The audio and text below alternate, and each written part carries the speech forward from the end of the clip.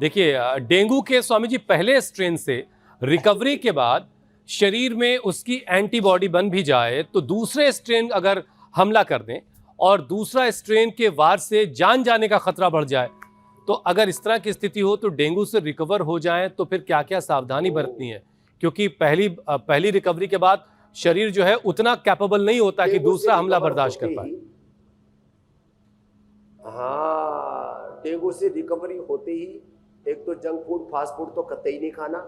Cold drink, soft drink, energy drink, burger, pizza, ये तमाम तरह का उल्टा पुल्टा जो खाना खाते हैं, ये कचरा खाना नहीं खाना। दूसरा अंकुरित खाए, थोड़ा फल खाएं, और फलों में भी सबसे ज़्यादा अनार, गाजर, पपीता, सेब, और फिर ये खजूर खाएं। इससे कमजोरी दूर होती है। खजूर, मुनक्का, अंजीर, और थोड़ा कफ हो रहा है तो च्यवनप्राश, बच्चों को बालप्राश ऐसा थोड़ा खिलाएं। तुरंत घी ज़्यादा ना खाएं, तुरंत डेयरी वाले प्रोडक्ट्स ज़्यादा ना खाएं। तो शाक, सब्जियां, फल आदि जितना, और हाजमा थोड़ा अच्छा नहीं होगा पहले तो थोड़ा अनार रोज खा लिया करें। अनार खाने के पहले आधी कटोरी, 1 कटोरी, जिससे आपका मिल जाए। धीरे धीरे कपालभाति करें, धीरे धीरे अनुलोम विलोम करें, अपने आप एनर्जी बढ़ती चली जाएगी। और बहुत ज़्यादा कमजोरी आ जाए, छोटे बच्चों को कुमार कल्याण रस, बड़े लोगों को वसंत कुसुमाकर रस। 1 महीने में 3 से 5 ग्राम बच्चों को कुमार कल्याण, बड़ों को वसंत कुसुमाकर रस। उसमें आप 10 ग्राम मोती पिष्टी और 10 ग्राम गिलोय सत और मिला दें और उसकी 30 पुड़िया बना दें। खाली पेट 1 पुड़िया खा लो, पूरा जैसे कहते हैं ना, एकदम ताकत का खखाटा उठेगा, एकदम तूफान की तरह आप उभर जाएंगे, तूफानी शक्ति आ जाएगी। वो तो झूठा विज्ञापन, आओ कुछ तूफानी करते हैं और फिर कोल्ड ड्रिंक पीते हैं, ये तो सब मामला झूठा है। लेकिन इससे पूरी ताकत आती है जो आपको बताएं। इन चीज़ों का ध्यान रखेंगे ना, और सब इन चीज़ों को सुन लें। जैसे ही कोई किसी भी बुखार से, किसी भी बड़ी बीमारी से उभरता है ना, तो उसको अचानक फिर भारी भरकम भोजन नहीं करना चाहिए, धीरे धीरे। और कई बार बहुत तेज भूख लग रही होती है, आदमी जल्दी जल्दी ज़्यादा खा लेता है, फिर वापस फिर बीमार हो जाता है। तो कभी भी किसी भी बीमारी से आप अपने, किसी भी बुखार से उभरने के बाद ये मुनक्का, अंजीर, खजूर थोड़ी थोड़ी मात्रा में, फिर अनार, पपीता, सेब, ऐसी चीज़ें खानी चाहिए। गोल्ड वेजिटेबल, थोड़ा सा अंकुरित, और शाक सब्जियाँ ज़्यादा खानी चाहिए। भारी भरकम हलवा, पूरी और ये तमाम तरह के पकवान और गोलगप्पे, बर्गर, पिज़्ज़ा आदि, और इन सबसे बड़ा पाव, छोटा पाव, इन सबसे बचना चाहिए। स्वामी जी देखिए, तूफानी तो हम लोग रोजाना करते हैं आपके साथ, आपके सानिध्य में, और हमारे साथ हजारों लाखों दर्शक करते हैं, तब जाके वो सेहतमंद रहते हैं। वो तो सिर्फ हवाबाजी वाली बात है तूफानी कुछ करने का। अच्छा स्वामी जी, एक चीज़ ज़रा इससे पहले अगला सवाल लूँ मैं, ये बकरी के दूध की बहुत बात होती है ऐसे वक्त में जब किसी को डेंगू हो जाए। इसमें ऐसा क्या खास है स्वामी जी बकरी के दूध में जो बहुत फ़ायदा करता है?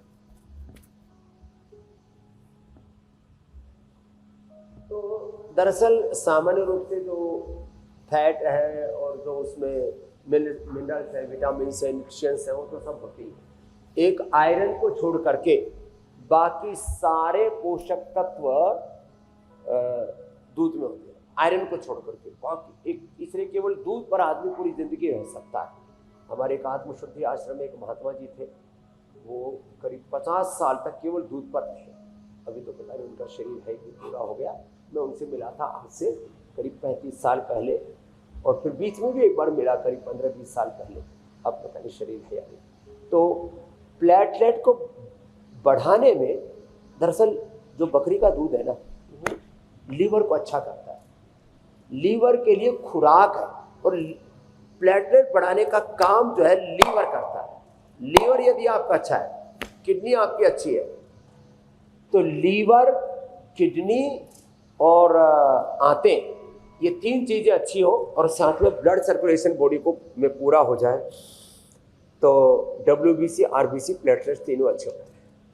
एरिथ्रोपोइटिन किडनी से निकलता है, लीवर से तो करीब 500 प्रकार के एंजाइम्स निकलते हैं, और आंतों में तो ओहो, ये तो ब्रेन के बाद दूसरा गट ब्रेन है। ये तो इसमें तो ब्रेन जैसी संरचना, इसमें भी सैकड़ों नहीं हजारों प्रकार के अलग अलग प्रकार के केमिकल्स, अलग अलग प्रकार के हार्मोन्स, ये खाली पहले दिमाग से लोगों को लगता है पिट्यूटरी ग्लैंड जो मास्टर ग्लैंड है, और फिर दिमाग से हार्मोन से निकलते हैं, कुछ थायराइड से निकलते हैं, लीवर से, किडनी से, आंतों से, शरीर के अलग अलग अंगों से अलग अलग प्रकार के हार्मोन्स, अलग अलग प्रकार के एंजाइम्स, अलग अलग प्रकार के केमिकल सोल्ट्स अपने आप निकलते हैं। अंदर फैक्ट्री लगी हुई है, भीतर जो फैक्ट्री लगी हुई है, इसको यदि धरती पर लगाया जाए ना, अंदर जो केमिकल बनते हैं, सोर्स हार्मोन्स बनते हैं, और उससे जो अलग अलग प्रकार की सिग्नलिंग निकलती है, तो हरिद्वार से लेकर के नोएडा, इंडिया टीवी तक इतनी बड़ी फैक्ट्री लगानी पड़ेगी, तब अंदर वाले सारे